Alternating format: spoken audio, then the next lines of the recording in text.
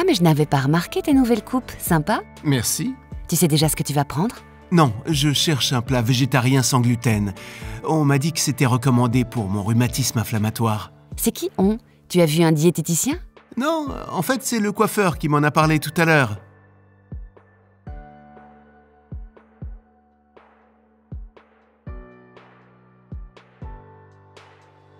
Bonjour, je m'appelle Romane Géner.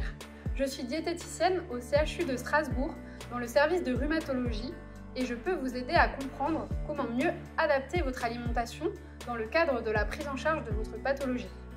Je rencontre beaucoup de patients souffrant de rhumatisme inflammatoire chronique qui viennent me voir dans l'idée qu'ils pourraient se soigner, entre guillemets, en mangeant. Car ils ont lu dans les revues ou sur les réseaux sociaux que certains régimes d'exclusion seraient bénéfiques et pourraient les soulager. Mauvaise nouvelle, il s'agit d'idées reçues. Les régimes sans gluten, sans laitage, ainsi que le jeûne ne sont pas recommandés. Et cela pour une bonne raison. Il n'existe absolument aucune preuve de leurs bénéfices et ils sont au contraire susceptibles d'entraîner des carences, c'est-à-dire des apports insuffisants en certains nutriments. La bonne nouvelle, c'est que la diététique peut vous aider à bien d'autres niveaux, en complément de votre traitement, car elle ne peut bien sûr pas s'y substituer. Premier bénéfice, limiter les douleurs et l'activité de la maladie. Comment? En perdant du poids si vous êtes en surpoids. En effet, plus on diminue le poids porté par les articulations ou les contraintes mécaniques, plus les pressions qu'elles subissent diminuent, ainsi que les douleurs associées. De plus, les études ont démontré que la perte de poids peut permettre de contrôler, c'est-à-dire de limiter l'activité des rhumatismes inflammatoires chroniques. Cela serait dû à la perte de graisse ayant une activité pro-inflammatoire, c'est-à-dire favorisant l'inflammation. Deuxième bénéfice, limiter le risque cardiovasculaire. Les patients atteints de rhumatisme inflammatoire chronique ont un risque augmenté d'événements et de mortalité cardiovasculaire tels que l'infarctus ou l'accident vasculaire cérébral. Comment limiter ce risque? Là encore, en perdant du poids, en cas de surpoids ou d'obésité, puisque le surpoids est un facteur de risque cardiovasculaire bien connu. Autre levier pour limiter le risque cardiovasculaire, consommer des matières grasses de bonne qualité. Je vous explique comment dans quelques instants. Troisième bénéfice, limiter l'ostéoporose et le risque de fracture associée.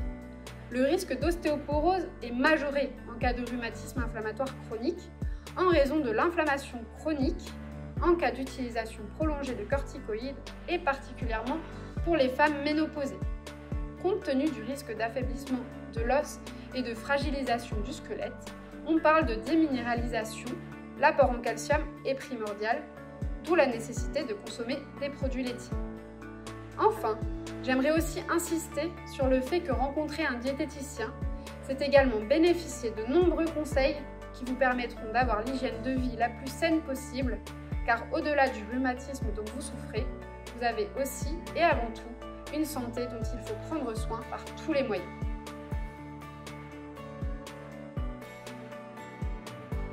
J'aimerais partager avec vous 3 conseils très simples que vous pouvez mettre en place dès aujourd'hui. Premier conseil, adoptez une alimentation de type méditerranéen. Elle vous assurera des apports en acides gras essentiels polyinsaturés qui permettent de diminuer l'activité inflammatoire de la maladie et prévenir le risque cardiovasculaire. Le terme d'acide gras essentiel polyinsaturé fait référence aux grandes familles des oméga 3, principalement retrouvées dans les huiles de poisson et dans les algues marines, et des oméga 6, essentiellement retrouvés dans les huiles végétales. Alors, pour assaisonner vos salades, privilégiez les huiles riches en oméga 3, comme l'huile de colza ou de noix. Pour la cuisson, optez plutôt pour l'huile d'olive et gardez le beurre à hauteur de 10 g par jour maximum et à consommer cru sur les tartines par exemple. Une petite poignée par jour de fruits à coque, comme les noix ou les noisettes, est également recommandée car ils sont riches en bonne graisse. C'est aussi le cas des poissons gras, comme la sardine, le maquereau, le hareng ou encore le saumon, à consommer une fois par semaine. Une supplémentation en oméga 3 peut être envisagée car elle aurait un effet protecteur sur le risque d'événements cardiovasculaires. Elle doit être discutée avec votre médecin ou votre diététicien et ne pas dépasser 2 à 3 grammes par jour pendant 3 à 6 mois. Deuxième conseil, ne pas oublier les laitages. Comme je le disais il y a quelques instants, les personnes atteintes de rhumatisme inflammatoire chronique sont plus à risque de développer une ostéoporose du fait de leur maladie et de l'exposition fréquente et prolongée aux corticoïdes. Pour limiter ce risque, consommez 2 produits laitiers par jour en favorisant les laitages fermentés qui sont plus faciles à digérer et ont également des bénéfices cardiovasculaires.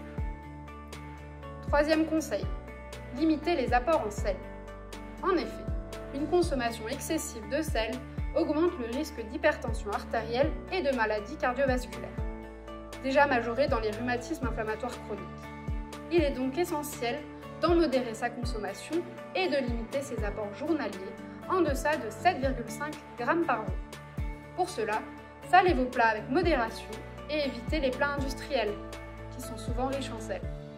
Modérez aussi votre consommation de pain ou de viennoiserie, qui sont également riches en sel.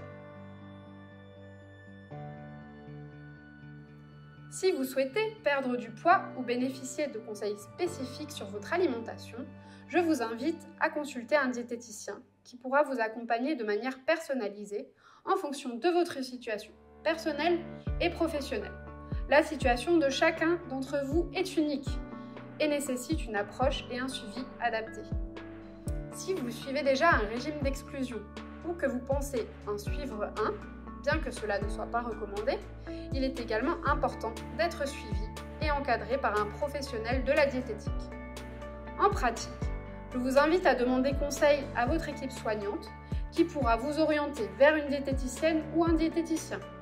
Lors du premier rendez-vous, il réalisera un bilan au cours duquel il apprendra à vous connaître, à évaluer vos habitudes de consommation, c'est-à-dire ce que vous mangez et buvez, mais aussi votre organisation, vos objectifs et les efforts que vous êtes prêts à faire pour les atteindre. Il vous proposera un programme personnalisé et un suivi adapté. Si vous optez pour un diététicien libéral, les consultations ne sont pas remboursées par la sécurité sociale, mais peuvent être en partie prises en charge par certaines mutuelles. N'hésitez pas à solliciter la vôtre. Sachez qu'il existe aussi des programmes d'éducation thérapeutique gratuits proposés à l'hôpital et qui intègrent la dimension diététique.